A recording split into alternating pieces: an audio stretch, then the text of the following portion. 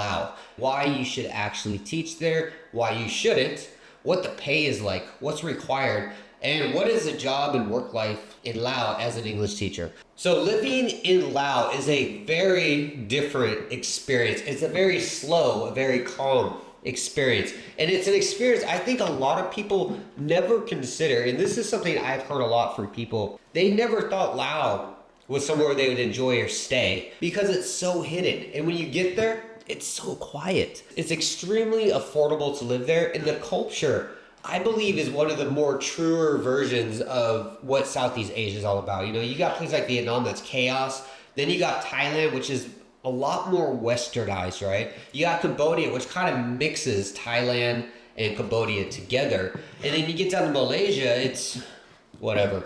And then you get down to Singapore, and it damn near feels like Los Angeles, California. When you think about Asia back in the day, you thought about rice farms and kung fu and monks and stuff like that, right? This is what Laos is, and it's still there. On top of that, you really get to immerse yourself into this Lao culture. Now, if you speak a little Thai, this is a benefit because you can kind of just mosey on over here. They're going to understand a good amount of what you say. But if you don't speak anything, you will have that downfall of kind of having some communication issues. If I had to explain how the environment is in regards to living in Laos, it reminds me of living and growing up in Hawaii. It's very calm. No one's really in a hurry. Everybody's kind of chill. Everybody knows everybody. And everyone just kind of smiles. Even if they hate you, they're just kind of like, hey. In regards to like the nightlife, this is something that isn't really that common in Laos.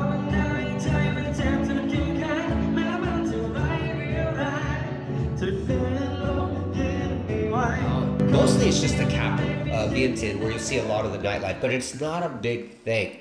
You're going to see parties in Laos. You definitely will find some crazy ones, but not to that extent. Nothing that you'd find in Bangkok or in Saigon. The final part, which I think is kind of cool, is the architecture. The buildings, they're very Frenchy. Is that a word, Frenchy? They're very Frenchy looking, and they have that Asian appeal. When you get onto like the roofs of like your hotel when you're in Laos and you look down, you'll see like traditional roofs in Laos. You won't see like those flat green metal things that you see in like Vietnam, for example, where it just kind of looks like a homeless shelter kind of thing. It actually has like the French designed buildings. What about the bad things? One of them is limited resources. There's not a lot of resources in regards to like anything in Laos. Laos is a very hidden country. Everybody's very traditional. So you're not going to find a lot of the crazy stuff that you'll find in like Bangkok or that you find in Saigon. And also if you're importing stuff like foods and appliances, stuff like that, that's going to be a very hard thing to do in Laos. You're most likely going to have it shipped from Thailand, which can get pretty expensive actually really quick.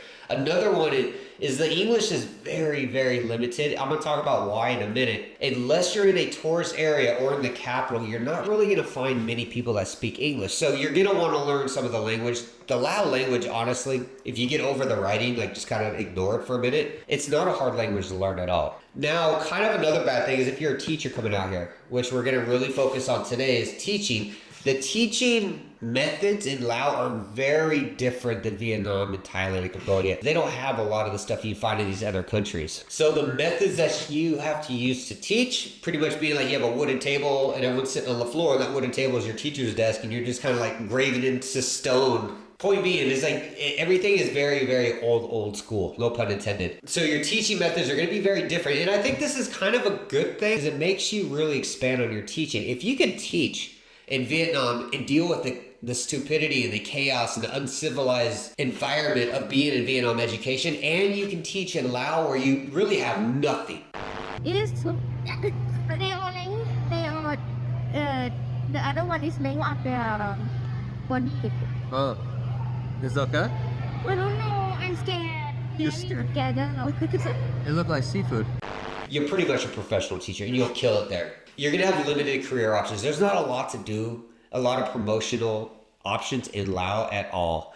And that kind of brings you to like, there's a lot of, Laos is very remote. You have like 3 or 4 main cities. Outside of those 3 or 4 main cities, you're pretty much in no man's land. You're just in countryside areas where it brings you back to limited resources, where you're not going to have a lot of anything like washers, dryers, hot water. Electricity cuts out all the freaking time, and a lot of like power is a luxury. And then the other parts, being in those remote areas, is visa extensions and the complexity of them. A lot of jobs in Laos only want to hire you short term sometimes. That you can find full time, but it has to be in the capital. If you're trying to like stay in like village areas, you're gonna start doing visa runs, which can get very complicated. The visa process allows weird. Like you get a 30-day visa, it costs you like $40 and $45 depending what country you're from. You get it, and you can extend per day. I believe it's like $2 a day or $1 a day, something like that. And the healthcare is very limited. Laos doesn't have a lot of anything when it comes to healthcare. The capital is mediocre at best. If you have anything serious, you are going to be going to Thailand, maybe Singapore. I would say Vietnam. Vietnam has pretty crappy healthcare too, but I mean, it's way more advanced compared to Laos. So you will have that. The cool thing about Laos is you're in the middle of everything. So it's like Thailand, Vietnam, and Cambodia. The last two is the political and the social status of the country. Laos is one of the very few countries that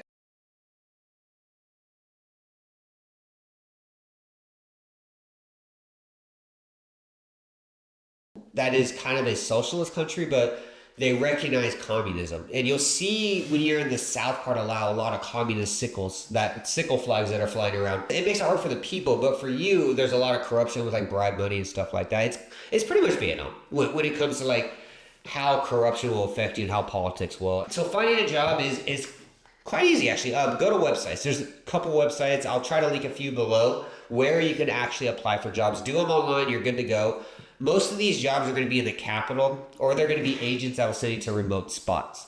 Get the information. Ask them all your questions. If you are going to a remote spot, ask them about the visa situation. How do you renew them? Is that even an option? Do they offer work permits?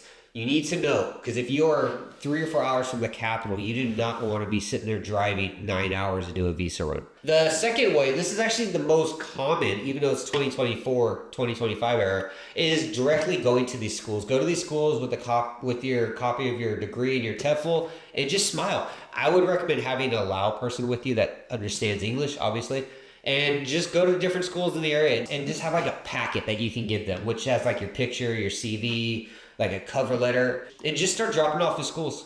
Now, this is the cool part about Laos is they have volunteering. A lot of people actually do this to get their foot to Laos to get long-term positions and teaching jobs.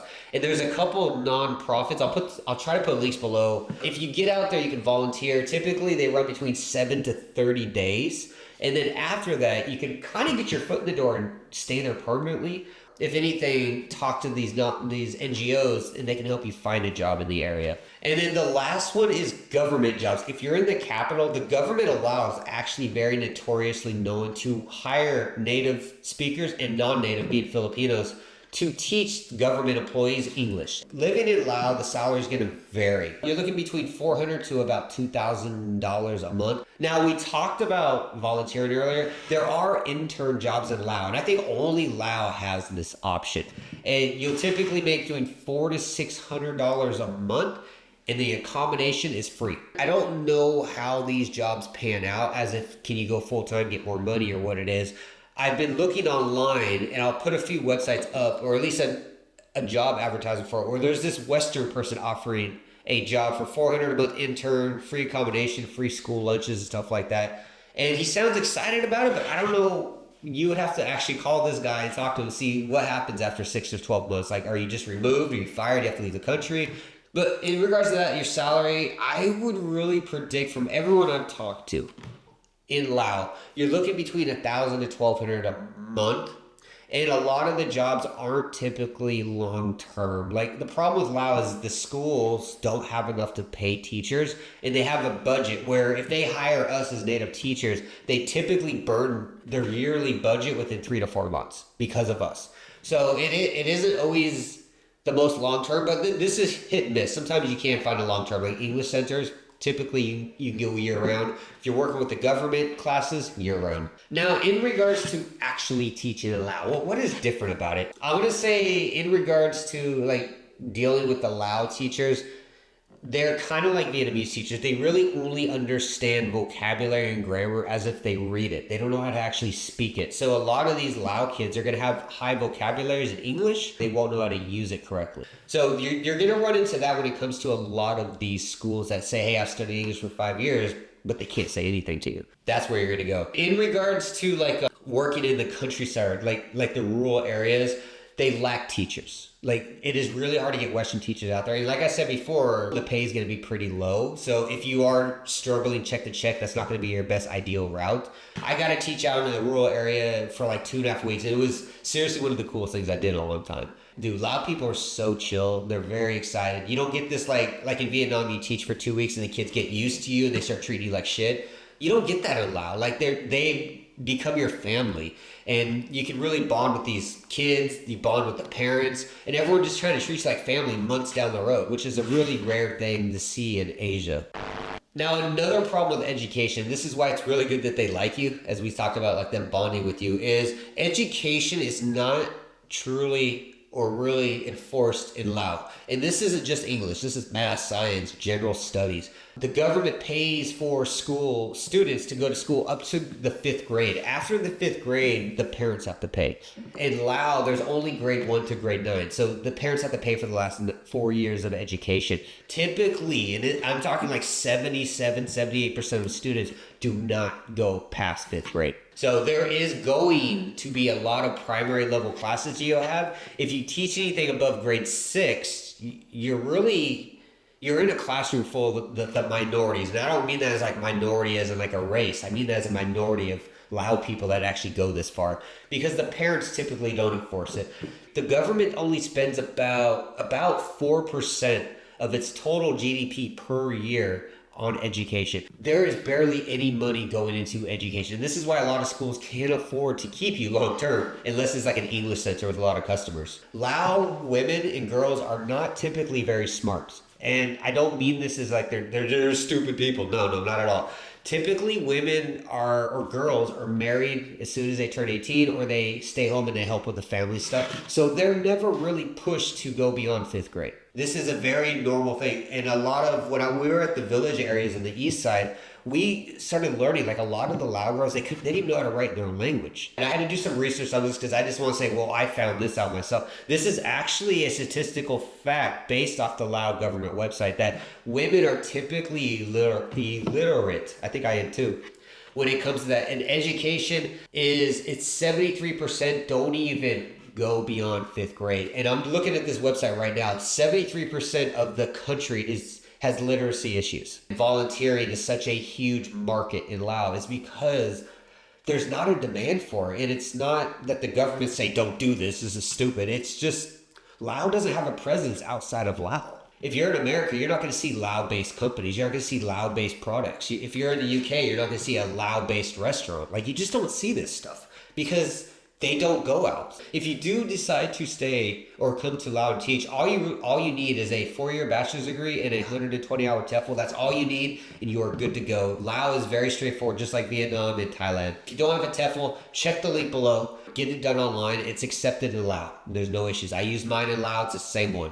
So in conclusion to this, Laos is an awesome country to teach in. I really think it's a great experience, but it's not a long-term solution for somebody looking to financially stabilize himself or stay in a country for long term. I know people go to Vietnam to stay there for 5 to 7 years and be teachers, or Thailand even. Laos is not that place at all. It's a great country to visit. I always try to go to Laos like once or twice a year.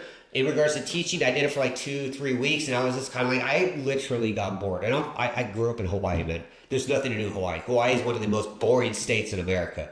It looks beautiful, but it's boring as shit. And I was just like, this is, I think I felt my energy going. But it is something you have to do, guys. If you're watching this video and you're curious about should you teach in Laos, my answer is 100% without a shadow of a doubt, hell yeah. But have a backup plan, because you're not going to stay in Laos for 5-6 years being an English teacher. It has nothing to do with the country's stressful or bad, because it has none of that stress that you'd see in Vietnam, and it doesn't have all that politics you see in Thailand. It's just extremely boring after a while. So hopefully that helps you out. Check below. I put a couple links, one of them about finding jobs and the other one is about volunteering. Check them out if you have any questions on those. But till then, guys, I'm going to get out. I will see you again.